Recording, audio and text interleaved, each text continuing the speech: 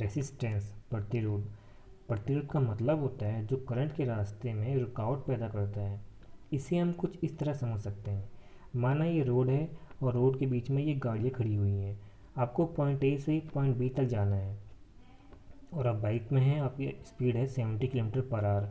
अगर बीच में कोई गाड़ियाँ खड़ी नहीं होती तो आप आसानी से इसी स्पीड से पॉइंट ए से पॉइंट बी तक आसानी से जा सकते थे, लेकिन अभी बीच में गाड़ियाँ खड़ी हुई हैं तो आप इस स्पीड से पॉइंट ए से पॉइंट बी तक नहीं जा सकते हैं। इसी तरह रेसिस्टेंस भी काम करता है। रेसिस्टेंस का सिंबल कुछ इस तरह से होता है। रेसिस्टेंस को हम इस तरह से प्रदर्शित करते हैं।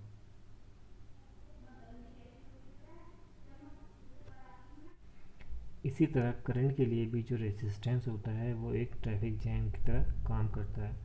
अगर करंट को पॉइंट ए से पॉइंट बी तक जाना है, माना पॉइंट ए पर जो करंट की वैल्यू है वो 10 एम्पियर है। अगर पॉइंट ए से पॉइंट बी के बीच में कोई रेसिस्टेंस नहीं होता, मतलब कोई ट्रैफिक जैम नहीं होता, तो ये जो 10 एम्पियर करंट है वो पूरा का पूरा पॉइंट बी पर पहुंच जाता है।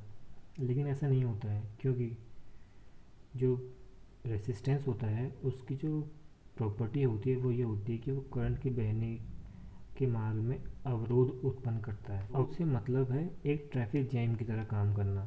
मतलब अगर ये 10 एम्पियर यहाँ पे करंट है तो वो धीरे धीरे धीरे धीरे पॉइंट बीस तक पहुँचते पहुँचते या 7 एम्पियर हो सकता है, या 8 एम्पियर हो सकता है, या 5 एम्पियर भी हो सकता है। यही रेसिस्टेंस की प्रॉपर्टी होती है। रेसिस्टेंस का जो मात्रक होता है वो ओम होता है। रेसिस्टेंस का मात्रक ओम होता है। इस रेसिस्टेंस का मात्रक ओम होता है। इसे इस चिन्ह से डिनोट करते हैं। अब देखते हैं कि ये रेसिस्टेंस दिखता कैसे है। ये देखिए, ये एक इलेक्ट्रॉनिक सर्किट है। यहाँ पे जो लगा हुआ है ये एक रेसिस्टेंस है। ये देखिए, ये एक रेसिस्टेंस है। इसके ऊपर जो कलर बैंड लगे हुए हैं, इसी की मदद से हम इसकी वैल्यू निकालते हैं।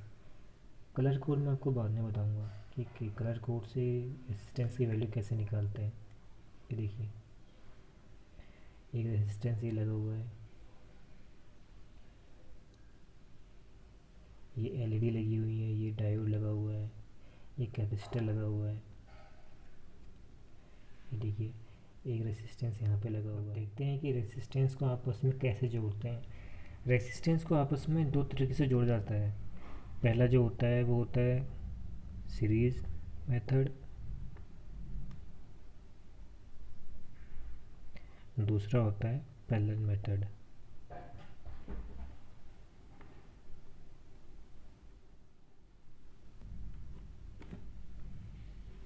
पहला जो है वो सीरीज मेथड।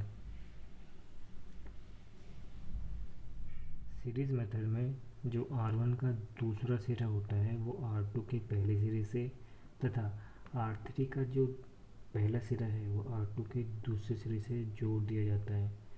इस तरह के कॉम्बिनेशन को सीरीज मेथड कहते हैं।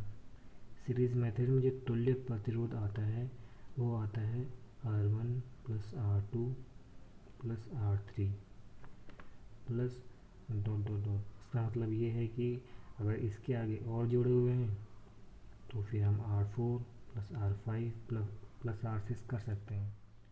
जो दूसरा मेथड है वो होता है पैरेलल कॉम्बिनेशन। पैरेलल कॉम्बिनेशन में क्या करते हैं, इन सब के पहले सिरे से तथा दूसरे सिरे से जोड़ दिए जाते हैं,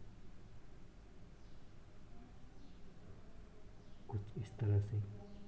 पहले सिरे से दूसरे सिरे से जोड़ दिए जाते हैं। ये पॉइंट ए, ये पॉइंट बी होता है। जो इनका R इक्विवेलेंट होता है वो होता है 1/R equivalent is equal to 1/R1 plus 1/R2 plus 1/R3 plus 1/R4। माना ये R1 है, ये R2 है, ये R3 है और ये R4 है। इस तरह से सीरीज़ और पैरेलल कॉम्बिनेशन आपस में जोड़े जाते हैं। पैरेलल कॉम्बिनेशन होता है, उसकी एक शॉर्ट ट्रिक होती है, उसमें बस दो ही रेसिस्टेंस होने चाहिए। माना ये R1 है, ये R1 है, ये R2 है, तो इसका जो R इक्विवेलेंट होगा वो होगा R1 इंटू R2 अपॉन में R1 प्लस R2। ये तभी लगेगा जब सर्किट में दो ही रेजिस्टेंस है और पैरेलल में है। एक एग्जांपल देखते हैं।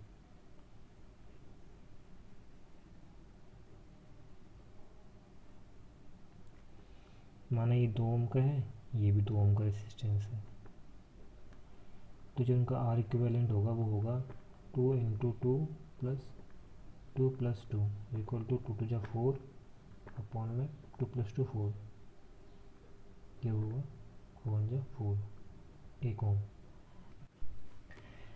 पैरेलल सर्किट की एक शॉर्ट ट्रिक और होती है। ये माना ये रेजिस्टेंस लगे हुए हैं,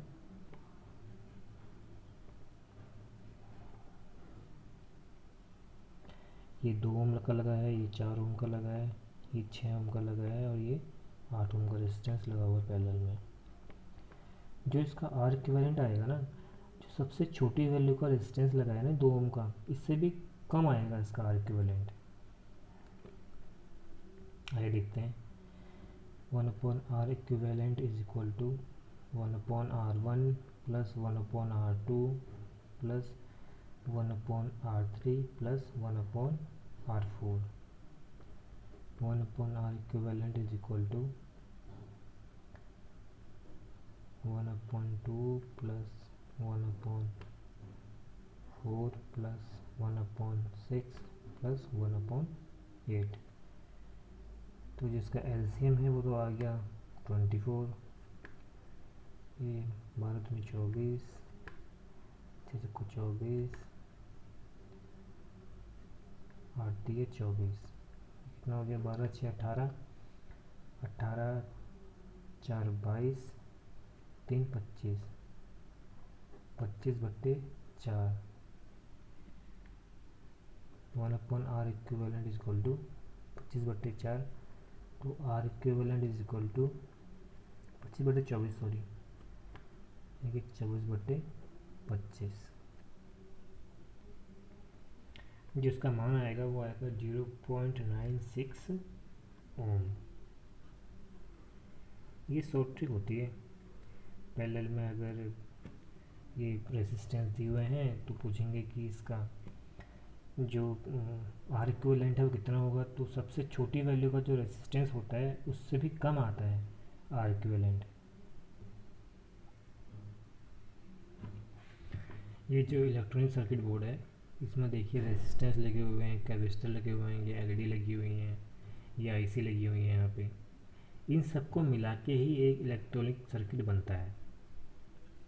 चाहे टीवी हो, लैपटॉप हो या मोबाइल हो या चाहे कुछ भी हो, चाहे हमारा डेस्कटॉप हो, इन सब में ये रेजिस्टेंस लगा हुआ होता है। इसके बिना तो पॉसिबल नहीं होता सर्किट बनाना। लेकिन जो रेजिस्टेंस है इसकी खास बात यह है कि जो टेम्परेचर है वो क्या होना चाहिए, स्थिर होना चाहिए। टेम्परेचर में कोई बदलाव नहीं होना चाहिए। अगर टेम्परेचर थोड़ा बहुत ऊपर नीचे होता है तो रेजिस्टेंस की वैल्यू जो होती है, तो रेजिस्टेंस की जो वैल्यू होती है वो बढ़ भी सकती है और घट भी सकती है। तो इसलिए जो रेजिस्टेंस की जो वैल्यू होती है वो टेम्परेचर पर डिपेंड करती है। टेम्परेचर को कांस्टेंट होना ज़रूरी होता है।